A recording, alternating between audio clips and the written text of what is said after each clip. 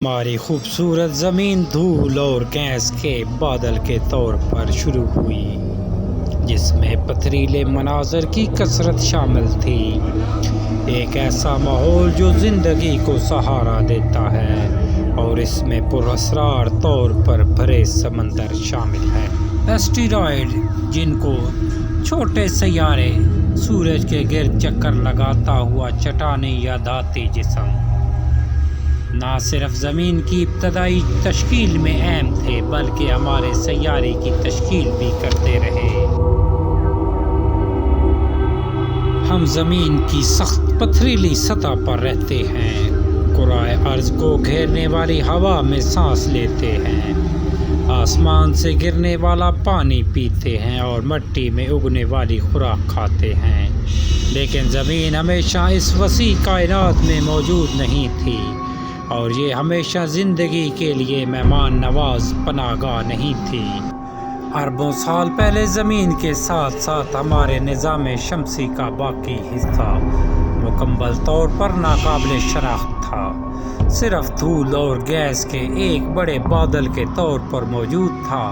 आखिरकार एक पुरअसरार वाक़या जो कि दुनिया के सफ़े अव्वल के साइंसदान भी अभी तक इस बात का तयन करने में नाकाम रहे कि इस धूल के बादल में एक खलल पैदा हो गया, जिससे ऐसे वाक़यात शुरू हो गए जो ज़िंदगी की तश्कील का बायस बने। जैसा कि हम जानते हैं कि साइंसदानों के दरमियान आम अकीदा ये है कि एक दूर दराज का सितारा गिर गया, जिससे एक सुपर नोवा धमाका हुआ जिसने धूल के बादल को खलल डाला और इससे एक साथ खींच लिया।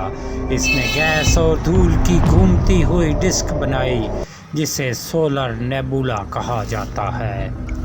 बादल जितनी तेज़ी से घूमता है इतना ही ज़्यादा धूल और गैस मरकज़ में मुर्तकिज़ होती जाती है, जिससे नेबुला की रफ्तार मज़ीद इजाफा हो जाता है। सूरज की तश्कील नेबुला में 99% से ज़्यादा मादे को खा गई। बाकी माददा मवाद मुख्तलिफ लोगों में इकट्ठा होना शुरू हो गया। बादल अब भी घूम रहा था और मादे के झुरमट दूसरों से टकराते रहे।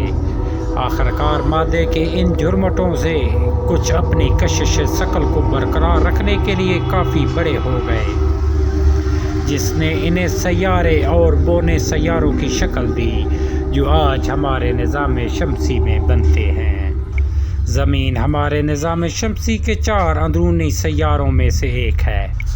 दूसरे अंदरूनी सैयारों की तरह तारुद, ज़ुहरा और मरीख ये निस्बतन छोटा और पथरीला सा है। निज़ाम शमसी की तारीख के अवाइल में चट्टानी मादे थे। अपने आगाज़ में ज़मीन अपनी जदीद शक्ल से नाकाबिल शनाख्त थी। शुरू में ये इंतहाई गर्म था, यहाँ तक कि सैयारा मुमकिना तौर पर तकरीबन मुकम्मल तौर पर पिघलने वाले मैग्मा पर मुश्तमिल था। चंद 100 मिलियन सालों के दरमियान सैयारा ठंडा होने लगा और माया पानी के समंदर बन गए। भारी अनासर सैयारे के मरकज़ की तरफ समंदरों और मैग्मा से गुजर कर डूबने लगे। जैसा कि ऐसा हुआ ज़मीन तयों में मुख्तलिफ हो गई। इसकी बैरूनी तय निस्बतन हल्के मवाद का ठोस ढांप रही है, जबकि घिने पिघला हुआ मवाद मरकज़ में धंस गया। ज़मीन का इब्तदाई माहौल ग़ालिबन हाइड्रोजन और हीलियम पर मुश्तमिल था। जैसे जैसे सैयारा बदला और परत बदलना शुरू हो गई और साथ क्रिस्ट बनना शुरू हो गए, आतिशफ़शां फटना अक्सर होता रहा। ये आतिशफ़शां पानी के बुखारात, अमोनियम और कार्बन डाइऑक्साइड को ज़मीन के इर्द गिर्द के माहौल में पंप करते थे। आहिस्ता आहिस्ता समंदरों ने शक्ल इख्तियार करना शुरू कर दी और बिलाखिर इन समंदरों में कदीम ज़िंदगी का इर्तिका हुआ। उस वक्त हमारे नौजवान सैयारे पर दीगर वाक़यात भी रूनुमा हो रहे थे।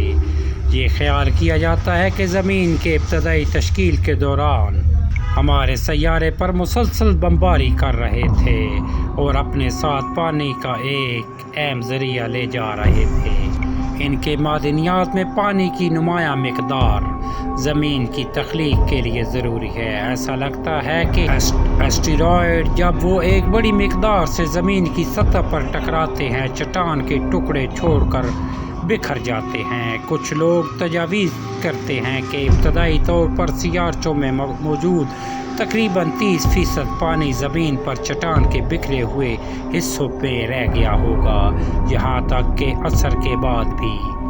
اس عمل کے چند سو ملین سال بعد تقریباً 2.2 بلین سے 2.7 بلین سال پہلے فوٹوسینتھ بیکٹیریا تیار ہوئے۔ انہوں نے فوٹوسینک کے ذریعے فضا میں آکسیجن جاری کی اور چند سو ملین سالوں میں ماحول کی ساخت کو اس میں تبدیل کرنے میں کامیاب ہو گئے جو آج ہمارے پاس ہماری جدید فضا میں موجود ہیں۔